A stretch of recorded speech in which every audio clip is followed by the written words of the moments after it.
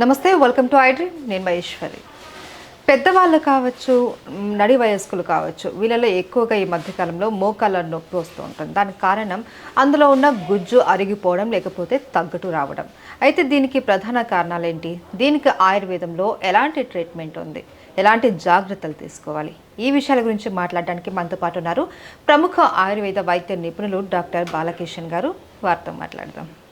నమస్తే సార్. నమస్కారం అండి. సార్, ఇప్పుడు ఒకప్పుడు అంటే ఒక 60 సంవత్సరాలు అలా అయిన తర్వాతనే మోకాలు నొప్పులు రావడం, గుజ్జు అరిగింది అనేసి వినేవాళ్ళం. ఇప్పుడు అలా కాదు.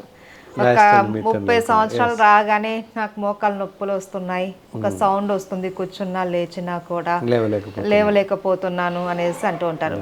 వాళ్ళు డాక్టర్ని కన్సల్ట్ అయితే గుజ్జు అరుగుతూ వస్తుందమ్మా, దానివల్లనే అనేసి చెప్తూ ఉంటారు. ఎందుకు ఈ గుజ్జు అరుగుదల అన్నది ఇంత చిన్న వయసులో రావడానికి కారణాలు ఏంటి? మనం రావడానికి కారణాలు అని చూసినట్టయితే జీవన శైలి, జీవన విధానం, ఇప్పుడు ఉన్నటువంటి జీవిస్తున్నటువంటి జీవితం కాదనే చెప్పాలి. విరుద్ధమైన జీవితాన్ని సాగిస్తున్నాం. చిన్న పిల్లలు 10, 15, 5 years ఓల్డ్ నుంచి ఎల్కేజీ లెవెల్ నుంచి మొదలేసుకున్నట్టయితే పిల్లో 10 kgs ఉంటాడు, 15 kgs బరువు మోపిస్తున్నాం పిల్లలతో. సో అదంతా బరువు కూడా రానున్న కాలంలో ఎర్లీ స్టేజ్లో అంటే భవిష్యత్తులో ఎఫెక్ట్ పడుతుంది వాళ్ళకి. ఎందుకంటే భుజం పైన ఒక బ్యాగ్ వేసుకుంటారు పిల్లలు, చేతిలో ఒక బాస్కెట్ వేసేసుకుని first class LKG students, second class students వాళ్ళు కూడా సెకండ్ ఫ్లోర్, థర్డ్ ఫ్లోర్కి మెట్ల పైన పైకి వెళ్తున్నారు. అదంతా బరువు కూడా పిల్లల పైన పడుతుంది. అదంతా కూడా భవిష్యత్తులో జస్ట్ 20 years 25 years లోపు ఇవన్నీ ఎఫెక్ట్గా కనిపిస్తున్నాయి. అందువల్ల ఆ జాగ్రత్తలు తల్లిదండ్రులు మాత్రమే తీసుకోవాలి. స్కూల్కి ఆ సంబంధం లేదు కదా. అలాంటప్పుడు పేరెంట్స్ స్కూల్కి వెళ్ళడము, బ్యాగ్స్ తీసుకెళ్ళి క్లాస్ రూమ్లో పెట్టడం, ఇలాంటివి చేస్తే కొంత నివారించుకోవచ్చు. లేదా గ్రౌండ్ ఫ్లోర్ ఉన్న స్కూల్లో వేయడము, ఇలాంటి కొన్ని జాగ్రత్తలు తీసుకున్నట్టయితే కొంతవరకు నివారించవచ్చు. అది మనం చిన్నప్పుడు జరిగినటువంటి తప్పిదాల వల్ల కొంతవరకు ఉంది అవకాశం. తర్వాత నెక్స్ట్ ఇంకా ఎలా వస్తున్నాయి అంటే అత్యధికంగా బరువు మోయడం, అవసరం ఉన్నా లేకున్నా పరిగెట్టడం, మెట్లు ఎక్కడం దిగడం. మనకి వయసులో తెలియదు, చాలా హుషారుగా ఉంటాం. మెట్లు ఎక్కడం గబగబా నేను 5 నిమిషాల్లో ఎక్కుతానంటే లేదు నేను 2 నిమిషాల్లో ఎక్కుతానని చెప్పేసి పోటీ పరిగెట్టడం జరుగుతుంది. At the time of 15 years 20 years ఆ లోపు జరిగే సాధక బాధకాలు అనమాట. అప్పుడు యంగర్ ఏజ్ బాగుంటాం, పరిగెత్తుతాం, మెట్లు ఎక్కుతాం, గబగబా దిగుతాం. ఎక్కేటప్పుడు పెద్ద ప్రాబ్లం ఉండదు, దిగేటప్పుడు మాత్రం చాలా బరువు పడుతుంది. సో ఇవన్నీ అప్పుడేం తెలియదు. అప్పుడు చేసే తప్పిదాల వల్ల ఎర్లీ స్టేజ్లో మోకాళ్ళ నొప్పులు వస్తున్నాయి. బరువు ఎక్కువ పడడం వల్ల స్పాండిల్స్ ఏదైతే మోకాళ్ళ మధ్యలో ఉన్నటువంటి గుజ్జు అరిగిపోవడానికి కారణమవుతుంది. స్ట్రెస్, ప్రెజర్ ఎక్కువ వస్తుంది కనుక గట్టి పడిపోతుంది. కార్టిలేజ్ అంతా కూడా ఎముకల మధ్యలో ఉండే కార్టిలేజ్ గట్టి పడిపోతుంది. సినోవియన్ ఫ్లూయిడ్ క్లాట్ అయి వెళ్ళిపోతుంది అప్పటికి. సో అది ప్రాబ్లం అన్నట్టు. ప్రధాన కారణాలు అవి టెక్నికల్గా.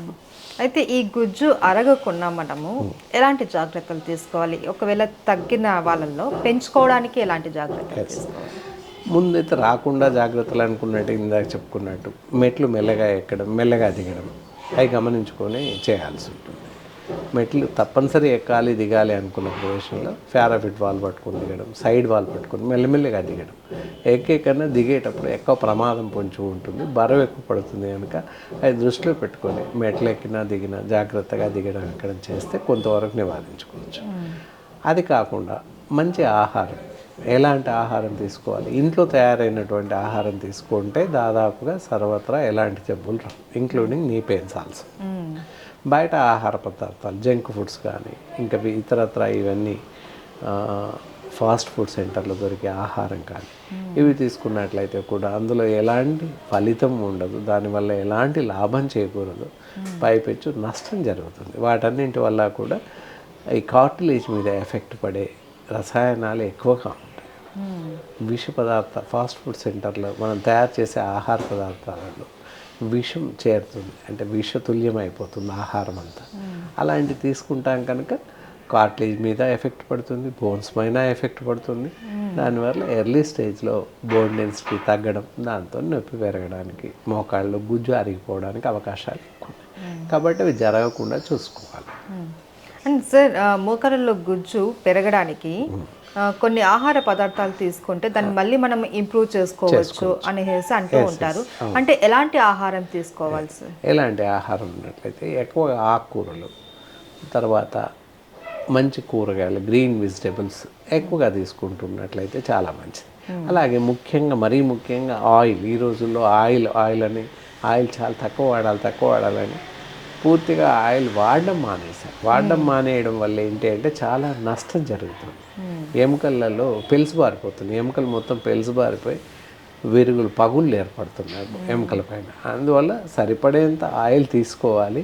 అలాంటప్పుడే ఎముకలు దృఢంగా ఉంటాయి. మరీ ముఖ్యంగా మనం గ్రౌండ్ నట్ చూసినట్లయితే ఒక గుప్పెడ పల్లీలు తినండి అని చెప్తాను. ఎందుకంటే density will be developed with ground nuts. అందుకని అవి తినండి అని చెప్తాను. ఎందువల్ల అంటే అక్కడ ఆ పోషక విలువలు లోపించాయి కనుక అవి చెప్తూ ఉంటాం. అలా ఆ విధంగా రోజు ఒక గుప్పెడు పల్లీలు తినడం, లేకపోతే నువ్వులు తినడం, నువ్వులు బెల్లం తినడం, ఇవన్నీ కూడా సర్వత్రా శ్రేయస్కరం. అవి తినడం వల్ల మంచి పొటెన్సీ వస్తుంది. ముఖ్యంగా ఎముకల్లో గుజ్జు పెరుగుతుంది. ఇంకా వెళ్తే ఈ ఫ్లాక్స్ సీడ్స్ ఉంటాయి, అవి కూడా వేయించి పౌడర్ చేసుకుని తినవచ్చు. ఇలాంటివన్నీ కూడా చాలా సపోర్ట్గా ఉంటాయి. గసగసాలు సింపుల్, ఇప్పుడు ఎవరు వాడట్లేదు, చాలా తక్కువ. వంటలో వాడతామని తెలుసు అంతే. అలా గసగసాలు కూడా రెగ్యులర్గా వాడుతున్నట్లయితే వంటలో, లేదా పౌడర్ చేసేసుకొని చట్నీలో కారపొడిలా చేసుకొని తినడము, లేదా వంటలో తోడుగా తీసుకోవడం. ఇందాక నువ్వులు చెప్పాము, నువ్వులు గసగసాలు ఈక్వల్ క్వాంటిటీ తీసుకొని కాస్త బెల్లం వేసి ఉద్దరు తినేస్తుంది. అలా చాలా బాగా కాల్షియం డెఫిషియన్సీ పెరుగుతుంది, సైనోవిన్ ఫ్లూయిడ్ పెరుగుతుంది, గుజ్జు పెరుగుతుంది. సో దానివల్ల మోకాళ్ళు బలిష్టంగా తయారయ్యాయి. బోన్స్ కూడా బలిష్టంగా తయారవుతాయి. ఒక మోకాలు గుజ్జు పెరుగుదలే కాదు, దీనివల్ల బోన్స్ కూడా స్ట్రాంగ్ అవుతాయి. ఇప్పుడు ఇందాక చెప్పినట్టు గసగసాలు ఎవరికి తెలియదు, ఏదో కూరల్లో వేస్తారని. ఈ మధ్య కాలంలో వేయట్లేదు, అది కూడా పూర్వకాలంలో వేసేవారు. గసగసాలు, నువ్వులు లేదా పల్లీలు ఇవన్నీ చేర్చుకొని కాస్త బెల్లం వేసి ఉండలు పెట్టేసి రోజు ప్రొద్దున సాయంత్రం ఇంత ఉండలు తిన్నట్లయితే కాల్షియం బెస్ట్ పెరుగుతుంది, మోకాళ్ళలో గుజ్జు పెరుగుతుంది, ఐరన్ వస్తుంది. నువ్వులు ఉంటాయి కనుక చాలా హెల్ప్ఫుల్గా ఉంటుంది. ఇవి వాడితే సేఫ్ సైడ్ ఉంటుంది. సో ఇది మనం ఇంట్లో చేసుకునేటటువంటి పద్ధతి. బెస్ట్. అలా కాకుండా కొంతమందికి ఎక్కువ ప్రాబ్లం ఉంటుంది. ఇట్లా ఇంట్లో చేసుకున్న ఫుడ్ ప్రిపేర్ చేసుకున్నా కూడా కొంతమందిలో గుజ్జు పెరుగుదల అన్నది చాలా స్లో ఉంటుంది, కొంతమందికి ఉండదు. కానీ వీటికి ఆయుర్వేదంలో చక్కటి ఔషధాలు ఉన్నాయనేసి విన్నాం. సో ఆయుర్వేదంలో ఎలాంటి ఔషధాలు ఉన్నాయో చెప్తారా సార్? మేడం, మీరు చాలా మంచి ప్రశ్న వేశారు. ఆయుర్వేద వైద్యంలో ఎలాంటి వైద్య చికిత్సా పద్ధతులు ఉన్నాయి? మోకాలు అరుగుదల కానీ స్టేజ్ 1, 2, 3, 4 అని చెప్తూ ఉంటారు జనాలు. తప్పకుండా సర్జరీ చేయించుకోవాలి అని చెప్పేసి చెప్తూ ఉంటారు డాక్టర్స్. కానీ ఆయుర్వేద వైద్య విధానంలో ఏ స్టేజ్లో ఉన్నప్పటికీ కూడా పూర్తిగా న్యాయం చేసే అవకాశం ఉంది. దానికి కాను అద్భుతమైనటువంటి మందులు ఉన్నాయి. అవి చూసినట్లయితే ఒకటి ఆర్థోయోగ్ అని క్యాప్సుల్ ఉంటుంది, ట్యాబ్లెట్స్ ఉంటాయి. ఇవి నిరవధికంగా వాడుతూ ఉన్నట్లయితే కొంతవరకు బాగుంటుంది. దీంతో పాటుగా ఇంకోటి ఆర్థోఫెన్ ఆయిల్. ఈ రెండు కాంబినేషన్. ఇది పైపూత మందు. పైన మోకాల పైన ఎక్కడైతే నొప్పి ఉంటుందో ఆ నొప్పి ప్రాంతంలో పైన అప్లై చేస్తూ పూర్తిగా ఇంకిపోయాక కొంచెం వేడి నీళ్ళతో కాపినట్లయితే తప్పకుండా తగ్గిపోతుంది. ఇలా నిరవధికంగా ఒక 3 months వరకు వాడినట్లయితే పూర్తిగా తగ్గే అవకాశం ఉంటుంది. ఇలా ఇంత అద్భుతమైనటువంటి మందులు ఉన్నాయి. ఈ విధంగా వాడితే కొంతవరకు బెటర్గా ఉంటుంది. తర్వాత ఈ మందులు వాడడం వల్ల ఎలాంటి సైడ్ ఎఫెక్ట్స్ కానీ, మందు వికటించడం కానీ, రియాక్షన్స్ కానీ ఏమాత్రం ఉండవు. చాలా సేఫియస్ట్ డ్రగ్, చాలా బాగా వాడచ్చు, అందరూ వాడచ్చు. అంటే ఎంతకాలం వాడాలంటారు sir? Duration of the period అదే ఒక 3 months వరకు వాడినట్లయితే కంప్లీట్గా తగ్గుతుంది. దీంతో పాటుగా ఆయిల్ అప్లికేషన్, గోళీలు, ఆర్థోయోగన్ గోళీలు చూపించాం, అవి ప్లస్ ఆర్థోఫెన్ ఆయిల్ ఉంటుంది. ఇవి వాడుతూ ఉన్నట్లయితే తప్పకుండా పూర్తి స్థాయిలో మంచి రిజల్ట్స్ ఉంటాయి. మళ్ళీ ఎప్పటిలాగా వాళ్ళ జీవనాన్ని సాగించవచ్చు.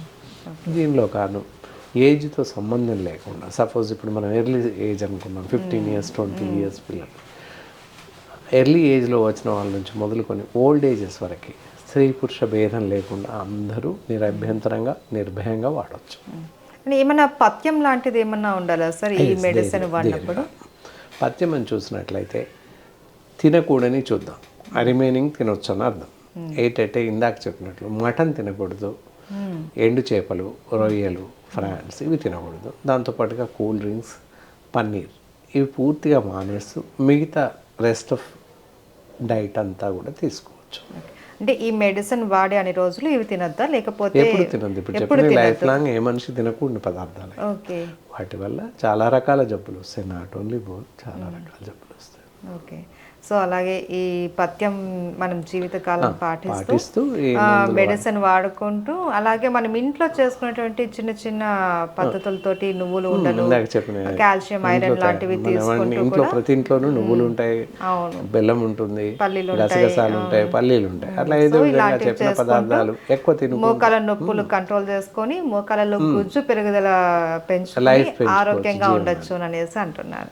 Right, thank you so much sir. నమస్కారం.